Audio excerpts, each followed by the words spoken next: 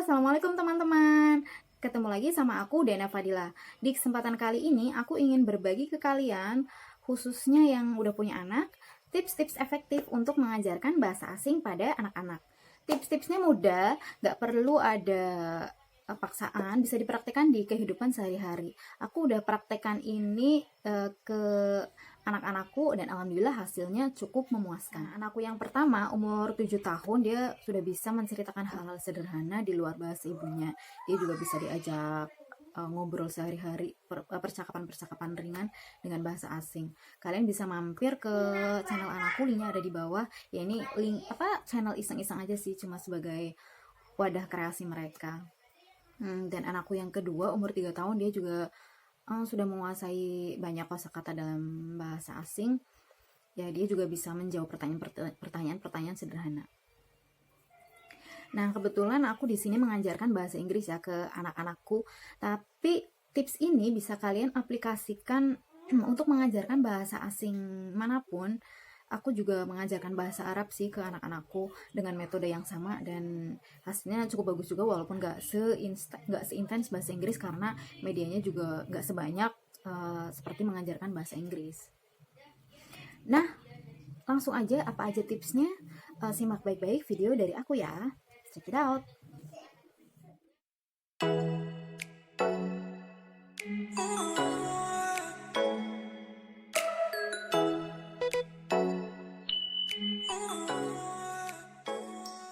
Nah, untuk tips yang pertama, tumbuhkan motivasi. Menurutku ini dasar yang paling penting atau bekal untuk mengajarkan anak-anak bahasa asing agar kedepannya nggak terlalu sulit. Pokoknya kalau udah ada motivasi, kalian bakal gampang banget untuk mengajarkan anak-anak bahasa asing. Seperti pengalamanku dulu waktu sekolah, aku dikenal cukup pintar berbahasa Inggris. Ya sebenarnya itu bukan karena aku pintar ya, tapi ya sebenarnya karena aku suka aja. Karena aku suka, muncullah hobi untuk mempelajarinya. Dibanding anak-anak pintar yang lain yang nggak terlalu suka dengan bahasa Inggris, aku lebih menguasai dari mereka ya karena suka itu tadi. Ya sama aja kayak aku nggak terlalu suka sama ilmu eksak, akhirnya aku lemah juga untuk menguasainya karena aku nggak ada minat ke situ, nggak ada motivasi ke situ juga. Ya akhirnya susah banget untuk mempelajarinya, susah banget untuk menguasainya. Ya sama aja sih kayak gitu ya. Nah, kalau anak-anak udah suka, mereka bakal gampang banget nangkep vocab, frasa, tata bahasa. Pokoknya materi apapun yang berkaitan dengan bahasa Inggris mereka akan gampang banget nyangkut karena ada minat, ada motivasi untuk menguasainya. Terus gimana sih cara menumbuhkan motivasi anak-anak? Sebenarnya ini relatif banget ya. Anak satu dengan anak yang lain bakal berbeda. Kalau dari pengalamanku, anakku itu awalnya suka bahasa Inggris itu sebenarnya karena hal yang sangat sepele, alasan khas anak-anak. Jadi dia nonton film, dia suka banget sama salju, dia penasaran bentuk salju itu seperti apa. Dia juga dengar tentang musim semi, musim gugur, musim dingin itu tadi. Nah, jadi karena dia tahu di Indonesia dia nggak bisa melihat itu semua, dia tanya sama aku gimana caranya dia bisa melihat hal-hal semacam itu. Nah, akhirnya dia penasaran bagaimana tempat-tempat di luar negeri. Nah, dari situlah dia termotivasi untuk mempelajari bahasa Inggris. Nah, aku memotivasi dia, kalau kamu ingin bisa pergi ke luar negeri suatu hari nanti, kalau kamu mengidolakan seseorang public figure dari luar negeri, kamu harus bisa menguasai bahasa Inggris agar kamu bisa berkomunikasi dengan mereka. Ya karena bahasa Inggris ini adalah bahasa dunia, bahasa yang paling banyak dipakai orang. Jadi aku memotivasi dia, cobalah untuk bisa menguasai bahasa Inggris agar suatu hari nanti kamu bisa pergi kemanapun yang kamu mau. Motivasi juga bisa muncul karena public figure tertentu. Seperti anakku juga suka banget sama tokoh Blippi, ya karena dia suka, dia merasa termotivasi juga untuk bisa seperti dia. Akhirnya muncullah motivasi agar dia bisa berbahasa Inggris seperti Blippi. Pokoknya motivasi itu hal yang relatif. Kalian juga bisa coba melihat motivasi ke anak-anak kalian. Maksudnya kalian bisa melihat bakatnya, melihat minatnya, dan motivasi ini juga bisa dikembangkan. Aku rasa bahasa Inggris ini juga sesuatu yang bakal dibutuhkan banget di masa depan, apalagi untuk zaman sekarang ya.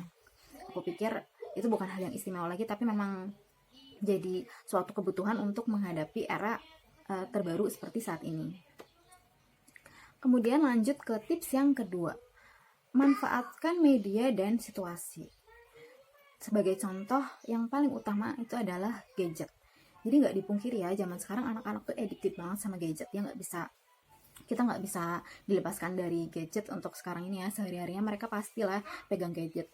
Jadi ya manfaatkan situasi ini untuk cekoki anak-anak dengan video yang berkualitas, video edukatif yang berkualitas. Yang penting pintar-pintar kita aja sebagai orang tua untuk mendampingi dan membimbing anak-anak untuk memilih video yang bagus, yang berkualitas. Ya contohnya anakku sendiri suka banget sama channel BP, aku sendiri juga suka. Menurut aku sih channel itu bagus banget. Ini contoh channel yang berkualitas lah, bagus untuk mengembangkan kosakata, bahasa Inggrisnya tuh gak rumit, komunikatif banget, pokoknya edukatif banget. Kalian bisa coba tonton ya. Nah, bisa juga dari film-film animasi kesukaan anak-anak ya, seperti Finding Dory, Frozen, Sonic the Hedgehog, Lion King, dan masih banyak lagi. Banyak banget ya film-film favorit anak-anak. Jadi ya nonton itu jangan cuma sekedar nonton aja, tapi kalian bisa bimbing untuk anak-anak tuh bisa mempelajari apa yang ada di dalam film tersebut ya. Contohnya untuk mempelajari bahasa asing itu. Aku yakin kegiatan seperti ini mujarab banget untuk membuat anak-anak bersahabat dan terbiasa dengan bahasa Inggris. Kemudian untuk contoh lainnya, kalian bisa ajak anak-anak kalian untuk terbiasa berkomunikasi dengan bahasa Inggris. Ya percakapan sehari-hari aja yang simple-simple, seperti what are you doing, are you sleepy, are you angry, are you hungry, it's time to sleep, what would you like to eat. Ya pokoknya apa aja lah yang simple-simple aja, mulai dari situ aja. Kalian juga bisa, kalau kalian merasa canggung, bisa juga lewat chat ya. Aku sering melakukan itu sama anakku, chat dalam bahasa Inggris ya, malah udah jadi terbiasa akhirnya. Ya itulah karena suka, karena terbiasa akhirnya jadi bisa. Kalian juga bisa coba install permainan-permainan dalam bahasa Inggris ya. Kalau enggak juga lebih baik lagi permainan yang lebih real, misalkan main teka-teki bahasa Inggris, bermain kosakata, atau bermain dengan flashcards. Pokoknya apa aja lah sebisa kalian harus bisa memanfaatkan situasi apapun. Maaf. Kalian bisa memanfaatkan situasi apapun. Pokoknya lakukan sesering mungkin, biasakan anak-anak dengan bahasa Inggris. Akhirnya anak-anak pun akan bisa. Ya itu juga sebagai media pembelajaran juga untuk orang tuanya ya. Yang orang tuanya nggak terlalu bisa pun pasti akan jadi bisa. Nah untuk tips yang terakhir, tips yang ketiga, biasakan anak untuk memahami, bukan menghafal. Jadi kalau menghafal itu anak-anak cenderung terbebani ya, mereka akan tertekan dan frustasi duluan. Beda kalau anak-anak terbiasa untuk memahami. Menurut aku pribadi sih ya guys, hafalan itu nggak penting. Yang paling penting itu adalah memahami. Ya aku menganalogikan seperti ini aja. Tanya ke diri sendiri, kita pernah nggak sih menghafalkan kosakata dalam bahasa Indonesia dari kecil sampai sekarang? Apakah kita menghafalkan bahwa bantal itu bantal, ini namanya bantal, ini namanya baju? Kita pasti nggak pernah ya menghafalkan kayak gitu. Tapi yang penting itu ya kita memahami, kita paham bahwa itu namanya bantal. Yang paling harus diingat dalam mempelajari bahasa asing yaitu memahami. Kita paham apa yang kita ucapkan, kita paham apa yang kita dengar, bukan dengan menghafal. Itu menurut aku ya. Nah, lalu bagaimana caranya untuk memahami? Praktekkan ya, sekali lagi adalah praktek. Dengan praktek anak-anak kita akan memahami. Kita akan memahami bahasa asing, bukan dengan menghafal. Contohnya, saat anak mempelajari sebuah kosakata baru, aplikasikan dia dalam sebuah kalimat dan visualisasikan benda itu. Misalnya, this is pillow, bukan bantal berbahasa Inggris pillow, atau pillow itu adalah bantal, bukan ya. Tapi bantu anak-anak memahami bahwa bantal itu adalah pillow. This is pillow. Ya, ini berlaku untuk benda apapun. Ya sama aja kayak kita juga nggak akan mungkin lupa bahwa alat untuk keluar masuk ruangan itu bernama pintu, aku pikir kita nggak akan lupa ya itu namanya apa. Jadi kalau menghafal itu cenderung akan mudah lupa, sementara memahami itu jauh lebih aman dan bersifatnya itu jangka panjang karena nempel di otak ya, nempel di kehidupan sehari-hari. Anak harus tahu bahwa alat untuk keluar masuk ruangan bernama door, bukan pintu adalah door, atau door artinya pintu. Itu yang aku coba untuk mengaplikasikan atau tanamkan ke anak-anak. Nah, jadi bisa dipahami ya bedanya antara memahami dan menghafal. Ini jelas banget bedanya. Jadi kalau menghafal itu mereka akan cenderung lupa, tapi kalau memahami itu mereka nggak akan lupa. Mumpung mereka masih kecil, mereka masih anak-anak, mereka gampang untuk mengingat banyak hal. Jadi ya, ini justru waktu yang sangat bagus untuk mengajarkan bilingual language kepada anak-anak. Itu sih yang aku tekankan. Dan yang paling penting dalam mempelajari bahasa itu memang adalah praktik ya, bukan teori. Jadi semakin banyak praktik, maka akan semakin terbiasa. Anak-anak lebih memahami, anak-anak jadi paham, akhirnya menjadikan bahasa kedua itu sebagai bahasa sehari-hari juga.